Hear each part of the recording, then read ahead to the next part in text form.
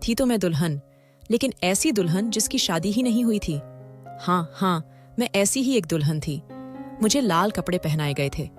जल्दी जल्दी मेरे मुंह पर लाल लिपस्टिक पोत दी गई थी।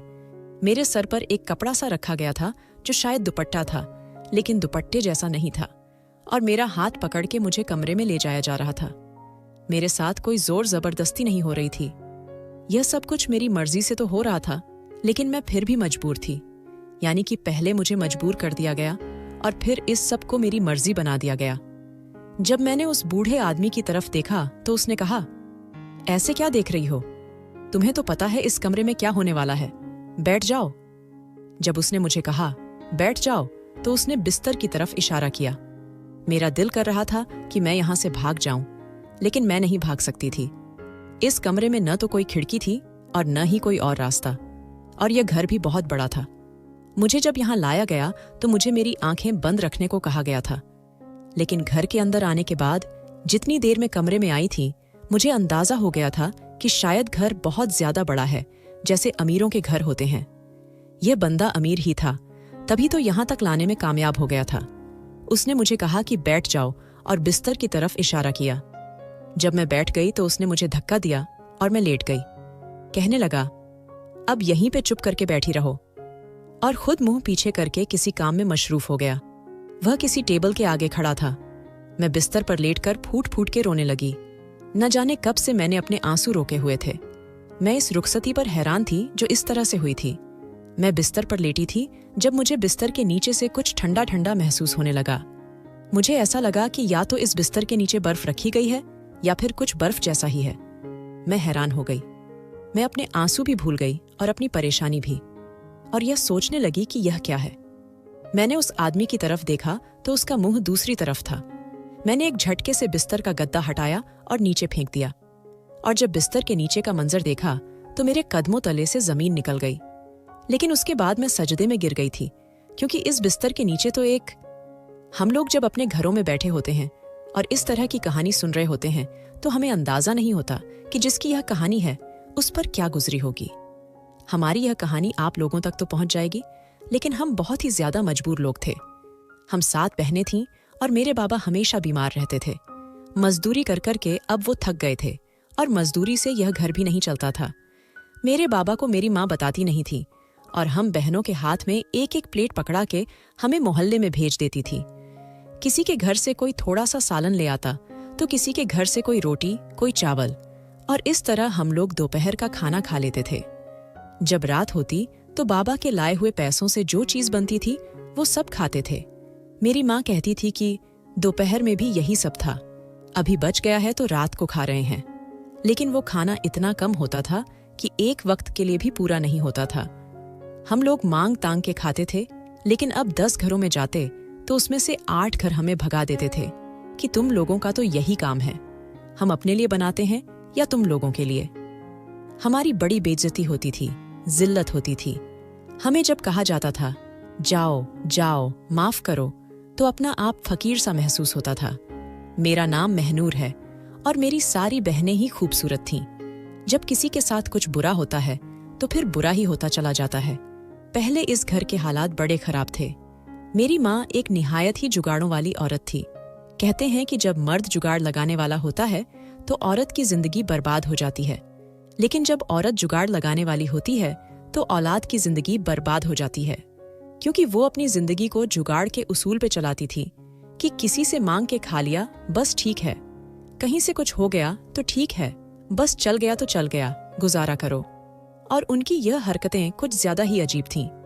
हम पे क़यामत यह आई कि हमारा बाप इस दुनिया से चला गया और अब हम लोग बिल्कुल अकेले रह गए और यतीम हो गए। अब हमारे पास सिवाय मांगने के तो और कोई रास्ता वैसे भी नहीं था।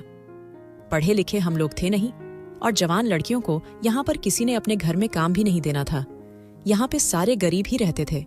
अगर हम लोग किसी अमीर कॉलोनी में जाकर किसी के घर के बर्तन धोने का भी काम पकड़ लेते तो उसमें हमारा सरासर नुकसान था, क्योंकि यहाँ से ऐसी बड़ी बड़ी कॉलोनियां 3-4 घंटे दूर थीं। कौन रोज आता और कौन जाता। और फिर वही हमारी माँ का जुगाड़पन हमारे अंदर भी आया था कि जब मांग के पूरा हो रहा है तो मेहनत करने की क्या जरूरत है। बिजली हम लोगों ने कटवा दी थी। गैस हमारी अब तक आ रही थी, पता नहीं वो कैसे आ रही थी। घर में नलका लगा हुआ था, उसके पानी से हम लोग अपना गुजारा चलाते थे। नलका चला के हम लोगों के बाजू थक जाते थे। कुदरती हवा पे हमारे गुजारे हो रहे थे और सर्दी के मौसम का हम लोग इंतजार कर रहे थे। खाना पीना मांग के खा रहे थे, लेकिन किसी ने यह न सोचा कि मकान मालिक को क्या जवाब देंगे, क्योंकि उसने तो किराया लेने के लिए आ जाना था। वही बात हुई कि जब 2 महीने का किराया नहीं गया तो वो हमारे घर आ गया।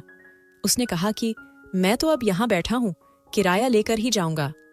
उसको इतनी हैया भी नहीं आई कि इस घर में कोई मर्द नहीं है। वो हमारे घर के आंगन में आके बैठ गया।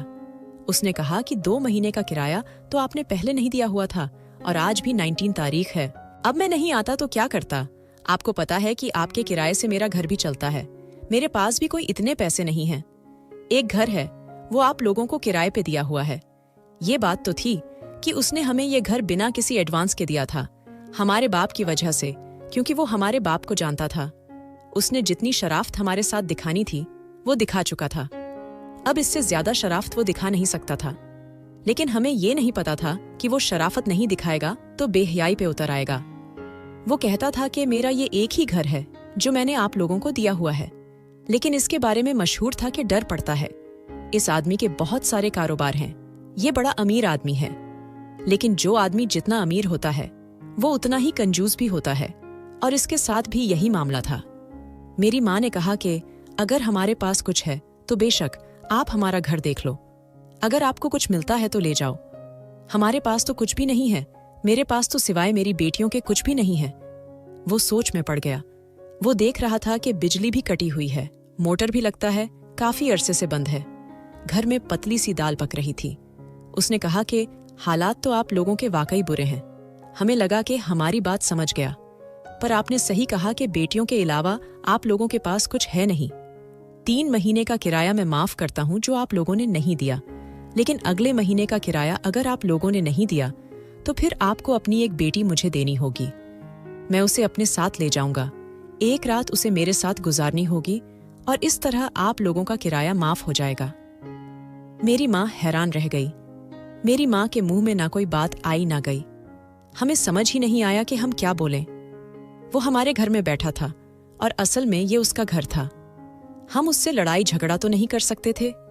जैसे ही वो गया तो मेरी माँ ने एक झटका सा लिया और कहने लगी कि ये आदमी क्या कह के चला गया। पहले तो मेरी माँ ने ऐसा रद्द ए अमल दिया कि उसने अच्छा नहीं किया और उससे ऐसा नहीं कहना चाहिए था। लेकिन जब महीना सर पे आ गया तो कहने लगी कि एक रात की तो बात है, चली जाओगी तो क्या हो जाएगा। हम सब हैरान रह गए। मेरी बड़ी बहन को भेजने की बात हो रही थी, उसका नाम माही था। उसने कहा कि मैं नहीं जाऊंगी, आप कैसी बातें कर रही हैं। माँ कहने लगी कि अगर तू एक रात के लिए वहां नहीं जाएगी तो हम सब जाएंगे, क्योंकि जब हम इस घर में नहीं रहेंगे और सड़क पे हमें रात गुजारनी पड़ेगी तो फिर हमारे साथ क्या होगा। बस तू चली जा। मेरी माँ ने इतना कहा और वहां से चली गई।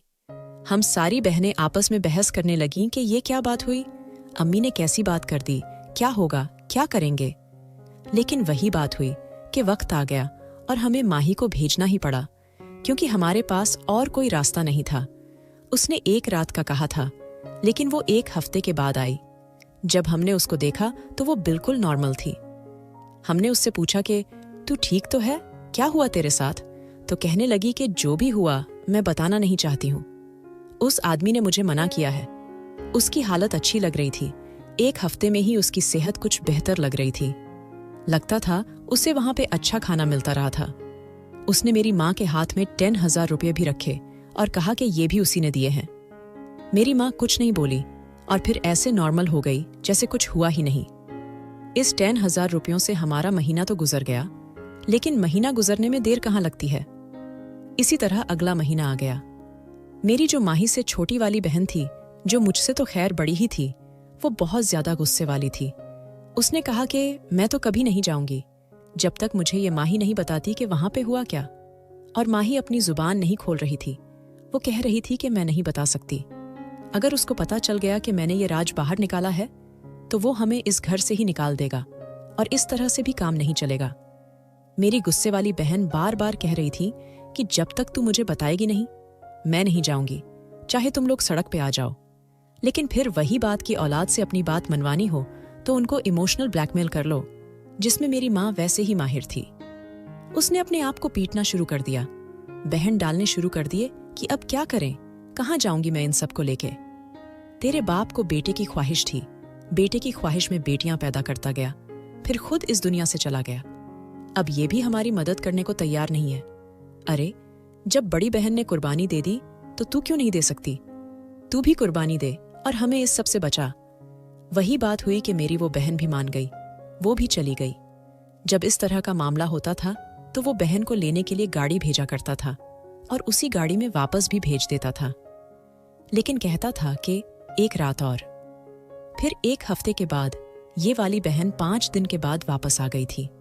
जब ये वापस आई तो इसका भी मुंह बंद था, इसने भी कुछ नहीं बताया। और इस तरह से ये लोग अपने मुंह को बंद किए हुए थे कि उनको कोई फर्क ही नहीं पड़ता है। बिल्कुल चुपचाप थी और कुछ नहीं बोल रही थी। उन दोनों की शक्ल इतनी ज्यादा खूबसूरत नहीं थी, लेकिन मेरी जो तीसरी वाली बहन थी वो बहुत ज्यादा खूबसूरत थी और वो बहुत ज्यादा डरी हुई थी। वो कह रही थी कि महीना खत्म होने से पहले ही कुछ ऐसा हो कि ये पूरा मोहल्ला ही खत्म हो जाए। मैंने उससे कहा कि तौबा करो, अपनी मजबूरी और मुसीबत के पीछे बाकियों के लिए क्यों अजाब मांग रही हो। मैंने एक दिन अपनी माँ से कहा कि ये जो इस घर में तमाशा लगा रखा है, अगर बाबा जिंदा होते और तब ये सब कुछ हो रहा होता तो आपको क्या लगता है बाबा को कैसा लगता? वो कहती है कि जाहिर है बुरा ही लगता, और क्या लगता है, तो क्यों ऐसी बातें कर रही है? मैंने कहा तो फिर वो अभी भी तो हमें देख रहे हैं ना, हो सकता है वो कहीं से हमें देख रहे हैं। उनके दिल पे क्या गुजर रही होगी, आप उनकी रूह को क्यों तकलीफ पहुंचा रही हैं? उस आदमी से कहिए कि हम यहाँ से चले जाते हैं, हम कहीं भी चले जाएंगे, औरतों के किसी सेंटर में चले जाएंगे, वहां जाके रह लेंगे। वो कहने लगी कि तुझे पता है आजकल औरतों के सेंटर में क्या होता है? अरे अपना घर अपना होता है। मैंने कहा कि अपना घर नहीं है, किराए का घर है, और किराए के पीछे हम लोगों को बहुत बड़ी कुर्बानियां देनी पड़ रही हैं। मेरी माँ ने कहा कि नहीं, बस जो चल रहा है चलने दो। मुझे गुस्सा आ गया। मैं अपनी माँ से बदतमीजी नहीं करना चाहती थी, मैं कोई बदतमीज लड़की नहीं थी, और मेरी माँ ने मेरी ऐसी तरबियत भी नहीं की थी। पर मैंने कहा कि अच्छा ठीक है, जो चल रहा है उसको चलने दें। अब इसके बाद जो सिला की बारी है वो कितना डरी हुई है ये तो आपको पता है, और उसके बाद मेरी बारी है। लेकिन आप मुझे एक बात तो बताओ कि आपकी सिर्फ 7 ही बेटियां हैं। 7 महीने तो गुजर लेंगे आप, उसके बाद क्या करेंगे? खुद जाएंगी। जब मैंने ऐसा कहा तो मेरी माँ ने मेरे मुंह पे थप्पड़ मार दिया और कहा कि तू कितनी बदतमीज और बेशर्म हो गई है, आइंदा मेरे सामने ना आना। दिल तो करता है कि सिला की जगह तुझे भेज दूं, लेकिन वो तेरे से ज्यादा खूबसूरत है। निकल जा यहां से और अपनी शक्ल ना दिखाना मुझे। मैं कमरे में आ गई और मैंने रोना शुरू कर दिया। सिला को पता था कि मैं उसके लिए ही जंग लड़ने गई थी। कहने लगी कि छोड़ो ना, जो होना है हो जाए, क्या कर सकते हैं। मैंने माही और अपनी दूसरी बहन की तरफ देखा और मैंने कहा कि असल में ये दोनों हमारे दुश्मन हैं, जो हमें ये बताने को तैयार नहीं है कि वहां पर क्या होगा। वो भी गुस्सा हो गई। उन्होंने कहा कि बता देंगे तो क्या नहीं होगा, क्यों तू किसी ड्रामा की जासूसी औरत की तरह बस ये जानना चाहती है कि क्या होगा।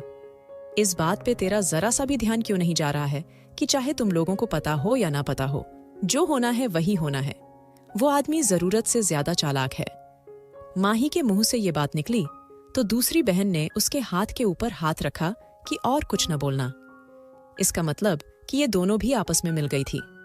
खैर 3 दिन के बाद सिला भी चली गई, और जब वो वापस आई तो उसकी हालत पहली 2 बहनों जैसी नहीं थी। वो बहुत ज्यादा रो रही थी और बहुत ज्यादा डरी हुई थी, और उसके चेहरे के ऊपर एक जख्म भी लगा हुआ था। मैंने कहा कि क्या हुआ तुम्हारे साथ, ये जख्म कैसे लगा, बताओ मुझे। जिस तरह से वो गई थी और अपने दिल की हर बात मुझसे कर रही थी, और मैं उसके लिए जंग लड़ रही थी, और मैंने अम्मी से उसके लिए थप्पड़ भी खाया था। मुझे उम्मीद थी कि वो मुझे जरूर बताएगी कि बात क्या है और वहां पर क्या मामला है, लेकिन उसने भी अपना मुंह बंद कर लिया और मुझे बताने से इनकार कर दिया। उसने कहा कि ये जख्म तो मुझे मेरी अपनी वजह से लगा है, तुम परेशान मत हो। अब मुझे इन तीनों पे गुस्सा आ रहा था। वो आदमी इन लोगों के ऊपर क्या जादू कर रहा था, उनको क्या घोल के पिला रहा था कि जब ये वापस आती थी तो इनकी जुबान ही बंद हो जाती थी। बंदा सोच में पड़ जाता था कि ऐसा भी क्या था। ये तीनों हमारी बहनें थीं, हम लोग एक ही माँ से जन्मी थी। बहनों में तो कोई राज नहीं होता, वो तो एक दूसरे को हर बात बता देती हैं। फिर ये इतनी बड़ी बात हमसे क्यों छुपाई थी? सिला थोड़ी सी मासूम भी थी और बेवकूफ भी। जब मैंने उस पर ज्यादा जोर डाला तो उसने कहा कि देखो, जो भी होगा ना वहां पर उतना बुरा नहीं होगा। बस उसने इतना कह दिया और मैं हैरान रह गई कि एक आदमी हमारे घर आके हमारी बेटियों पर नजर रख के गया है। उसने कहा है कि आपकी बेटियों के अलावा आपके पास कुछ है नहीं।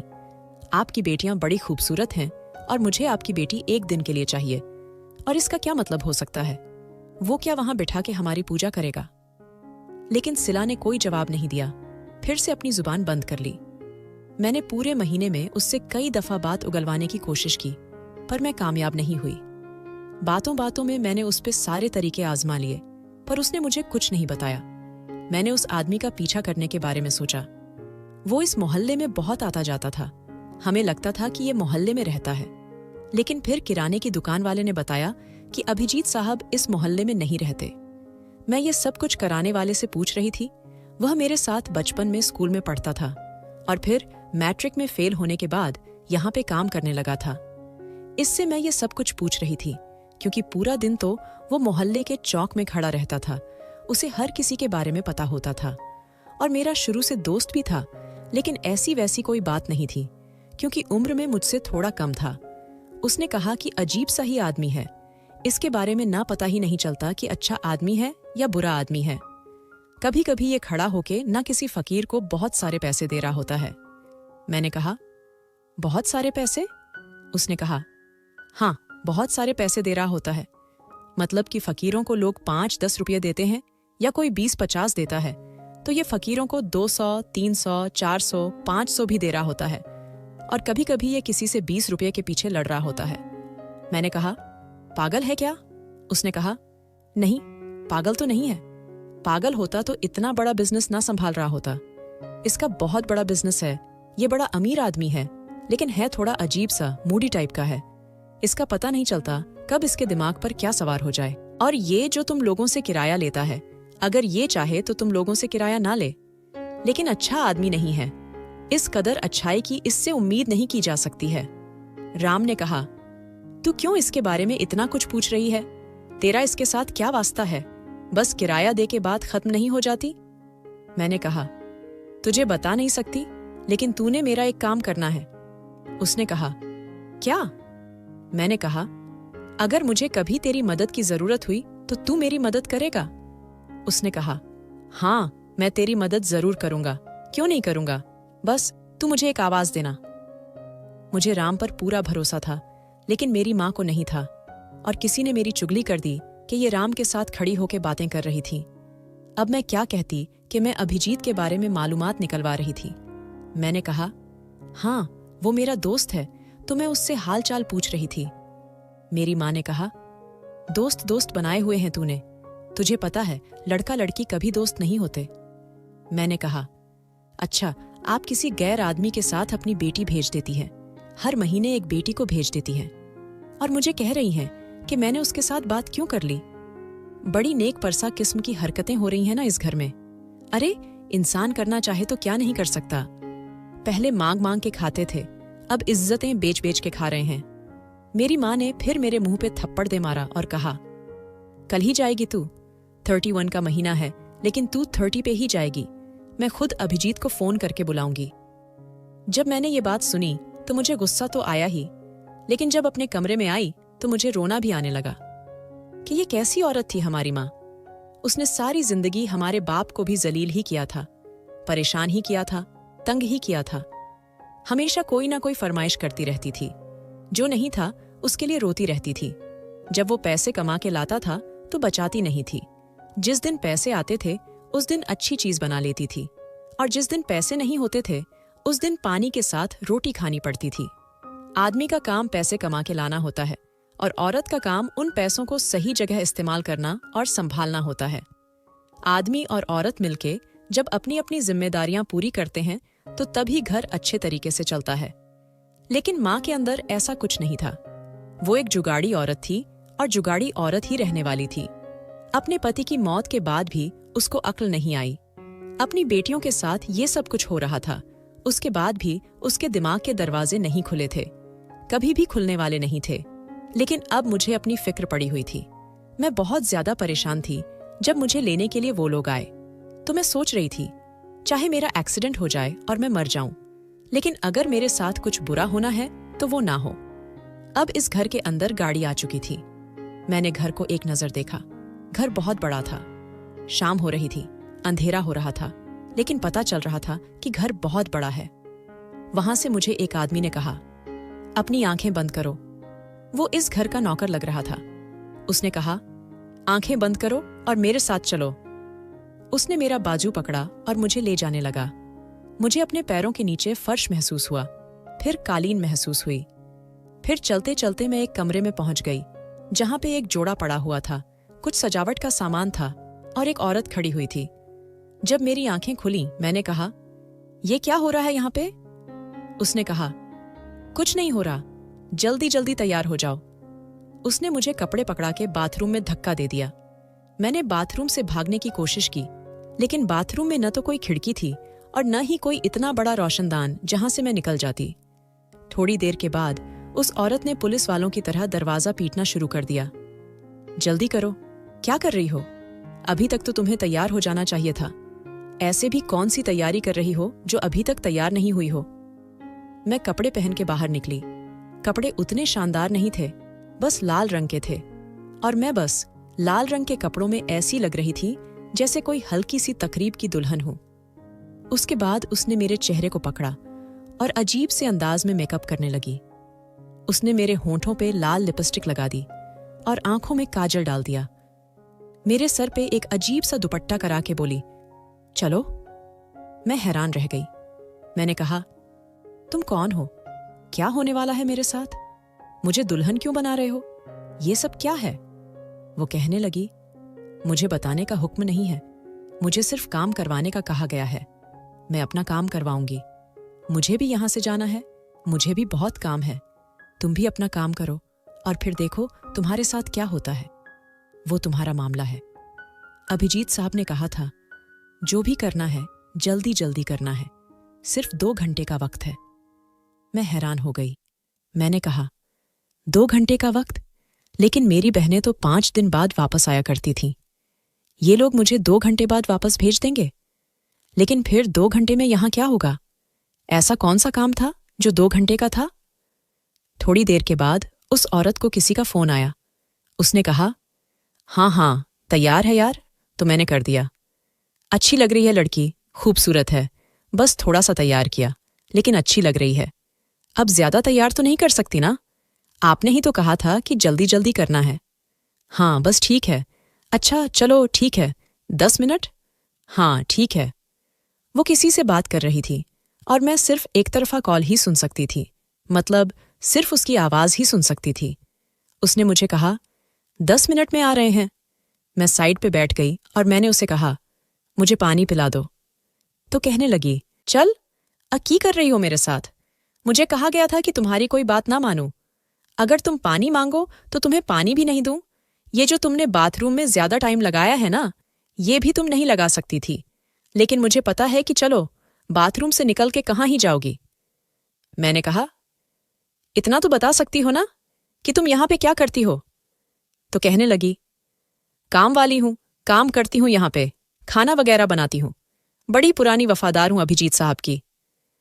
बस अभी हम ये बातें कर ही रहे थे कि दरवाजे पे दस्तक हुई।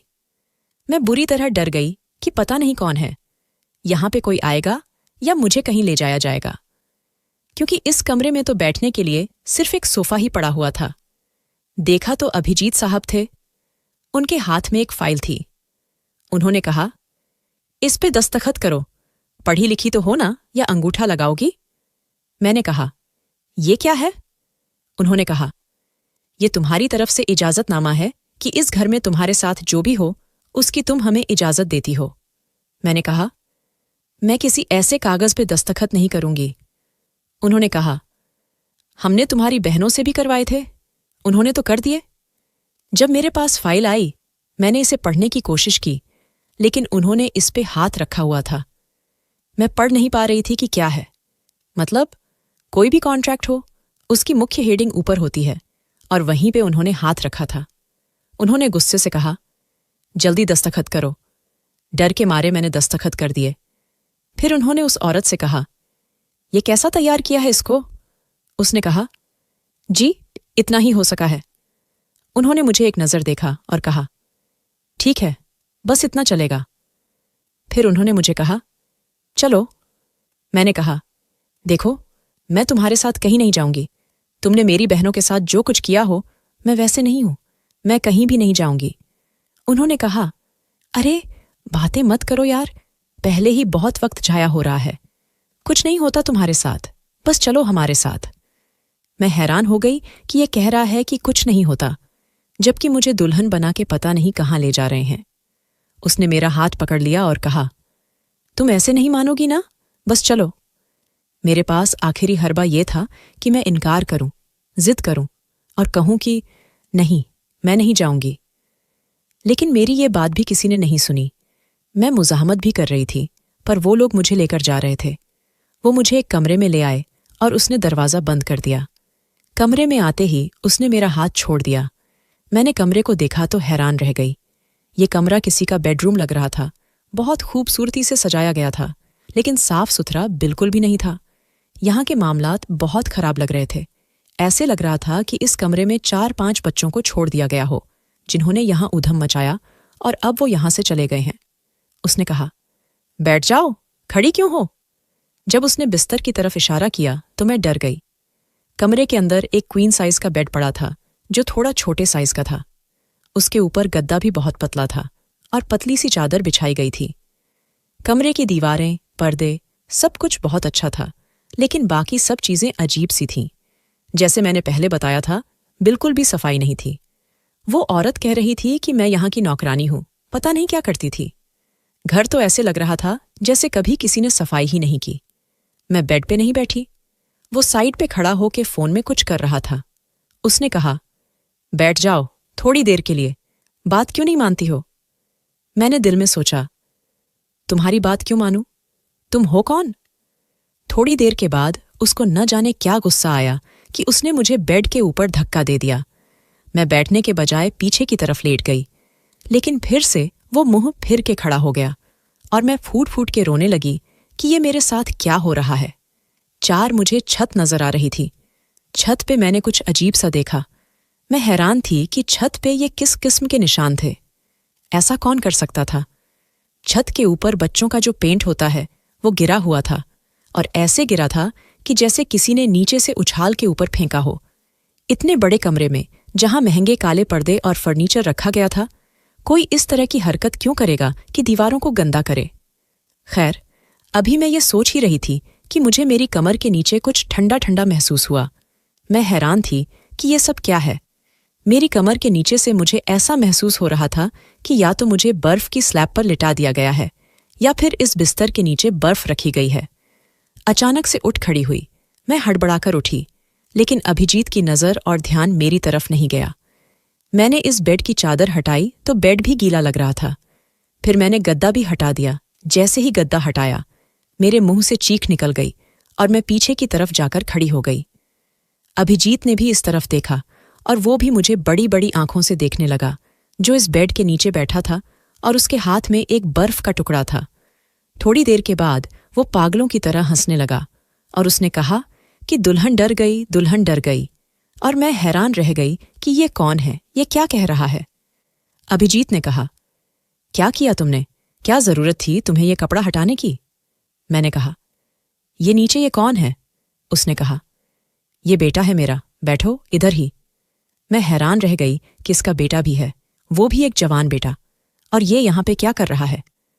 उसने नौकरों को आवाज देनी शुरू कर दी और कहा कि इसे यहां से बाहर ले जाओ। तो मैंने कहा, नहीं, इसे यहां से बाहर नहीं भेजेंगे। आपको शर्म नहीं आती? हम लोग आपकी बेटियों की उम्र के हैं और आप हमारी मजबूरी का फायदा उठा रहे हैं। मेरी तरफ हैरान होकर देखने लगा। मैंने कहा कि तभी आपका बेटा पागल है ना, क्योंकि आप लोगों के साथ इस तरह की हरकतें करते हैं, इसलिए आपके साथ मुखाफात ए अमल होता है। आप एक बुरे इंसान हैं। उसकी आंखों में आंसू आ गए और मैं हैरान हुई कि उसकी आंखों में आंसुओं का क्या काम। ये तो बुरा इंसान ही था। बुरा नहीं होता तो क्यों 4 महीने से हम लोगों के सर पे एक मुसीबत की तरह सवार होता और उसने मुझे ऐसी बात बताई कि मैं हैरान रह गई। जब मुझे मेरे घर वापस छोड़ दिया गया तो मेरी माँ ने कहा कि लो, ये तो 4 घंटे बाद ही वापस आ गई है। मैंने कहा कि आप क्या चाहती थीं कि सारी जिंदगी वहां गुजार लूं, तो ये भी हो जाएगा। कहने लगी कि क्या मतलब? मैंने कहा कि कुछ नहीं। अब मैं आके अपनी बाकी 3 बहनों के पास बैठ गई। उन्होंने कहा कि क्या करवाया गया तुमसे? मैंने कहा कि अब तो मैं तुम लोगों के राज के बारे में अच्छी तरह जान गई हूं। पहले ये बताओ कि तुमसे क्या करवाया गया था। मैंने माही से कहा कि पहले आप बताएं आपके साथ क्या करवाया। उसने कहा कि मुझे कहा गया था कि इस घर में काम करने वाला कोई नहीं है और ये घर काफी अरसे से बंद पड़ा है, इसलिए इस पूरे घर को साफ करो। और मैंने पूरा हफ्ता लगा के इस पूरे घर को साफ किया था। उसने कहा था कि मैं तुम्हारी माँ से बात कर लूंगा और तुम्हारा काम इस घर को साफ करना होगा। कसम से उन्होंने मुझसे इतना काम करवाया कि जितना मुझसे नहीं करवाना चाहिए था, यानी कि एक बंदे का काम नहीं था। पूरा हफ्ता लगा के मैंने इस घर को साफ किया, लेकिन मुझे वहां पे बहुत अच्छा खाना मिला, रहने के लिए कमरा भी मिला। और अभिजीत को तो बस मैंने आते जाते ही देखा ना, तो कोई मेरे कमरे में आया और ना ही किसी ने मुझसे ऐसी वैसी बात की। लेकिन ये जरूर कहा कि ये बात किसी को भी पता नहीं चलनी चाहिए। फिर मैंने सीमा से कहा कि तुमसे क्या काम करवाया गया था?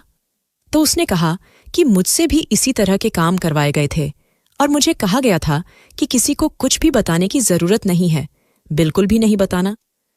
मुझे कहा गया था कि इस घर में एक मरीज है, उसका ख्याल रखना है और वो ख्याल तुमने करना है। उसका कमरा भी साफ करवाया था मुझे।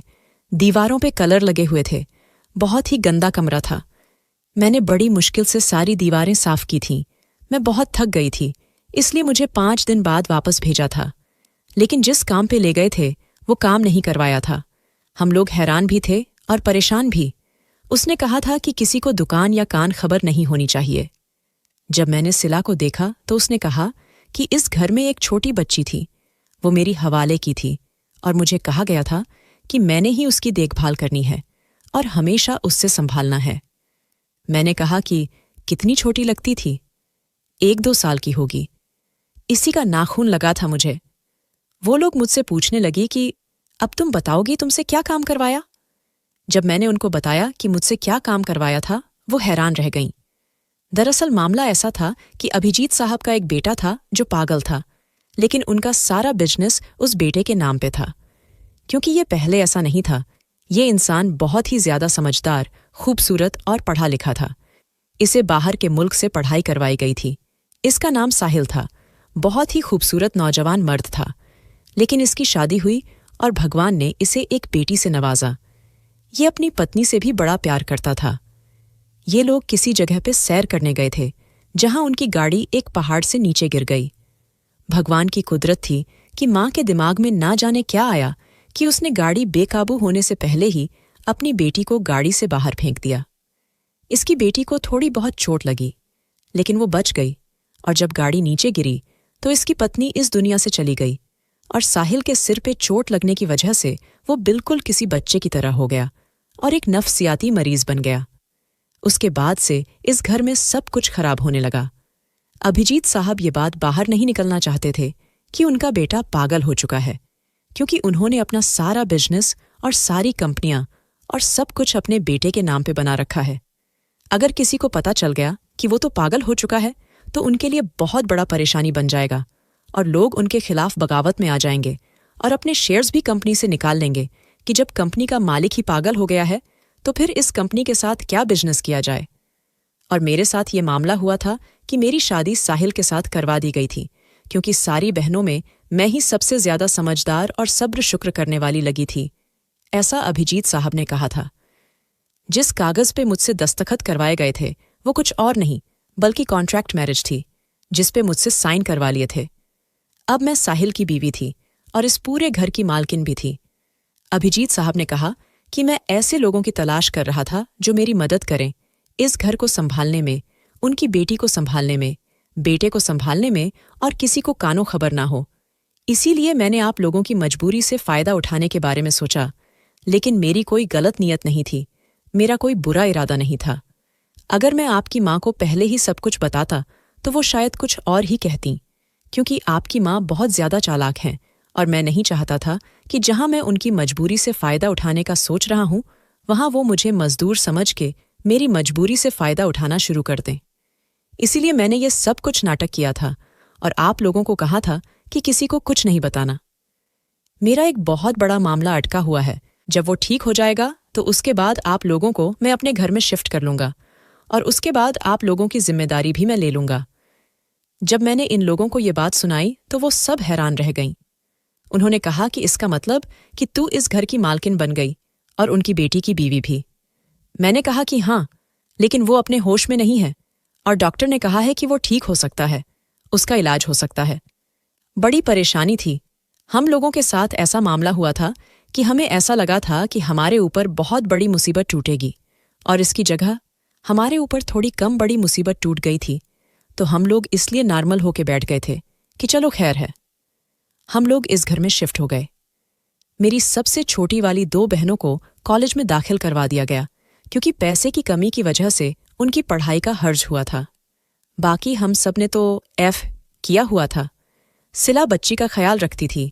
वो बच्ची उसके साथ खुश रहती थी क्योंकि वो बच्ची उसे अपनी माँ समझने लगी थी। वो भी बहुत ज्यादा खूबसूरत थी, खाना वगैरह बनाती थी और मैं अपने पति साहिल को संभालती थी। वो मुझे अपनी साबिक पत्नी रहा का नाम लेके बुलाता था, लेकिन मुझे फर्क नहीं पड़ता था। मैं उसके डॉक्टर से भी मिली। उन्होंने भी मेरे साथ एक लंबी मुलाकात की और मुझे बताया कि इसे किस तरह से हैंडल करना है, इसे किस तरह से ठीक करना है, कैसे ये नॉर्मल होगा, कैसे सब कुछ ठीक होगा। उन्होंने बहुत उम्मीद दिलाई थी। अभी इस बात को 1 साल हो गया। हम लोग यहीं पे रह रहे हैं और मेरी बड़ी वाली बहन का रिश्ता भी अभिजीत साहब ने करवा दिया है। वो कहते हैं कि सारी जिंदगी तो इसे यहां पे नहीं रख सकते हैं, बाकी आप लोग इतने सारे हो कि 1-2 की शादी हो गई तो बाकी मिलकर भी इस घर को संभाल सकती हैं। तो यूं ही अभिजीत साहब को इतना बुरा समझ रहे थे, बेशक अपनी मजबूरी के तहत ही, लेकिन उन्होंने हमारे लिए इतना कुछ कर दिया और वो हमारे सिर का साया बन गए। मैं रहने के लिए अच्छी जगह मिल गई, खाना पीना मिल गया, हमारी शादियां भी करवा रहे थे, हमारी पढ़ाई भी करवा रहे थे। शायद इस सब में सबसे ज्यादा नुकसान मेरा हुआ था, लेकिन वो नुकसान किसी भी वक्त फायदा में बदल सकता था क्योंकि डॉक्टर का कहना था कि साहिल किसी भी वक्त ठीक हो सकता है, लेकिन कब ये किसी को भी पता नहीं। बस इसी उम्मीद पे मैं अपनी जिंदगी गुजार रही हूं। माही की शादी हो गई है और सीमा का भी रिश्ता पक्का हो गया। मेरी माँ को हमने समझाया था कि आपने फिर चालाकी कोई हरकत नहीं करनी और फिलहाल ठीक है, उनका रवैया भी ठीक है। दोस्तों, वीडियो कैसा लगा? कमेंट करके जरूर बताएं। वीडियो को लाइक और चैनल को सब्सक्राइब जरूर करें।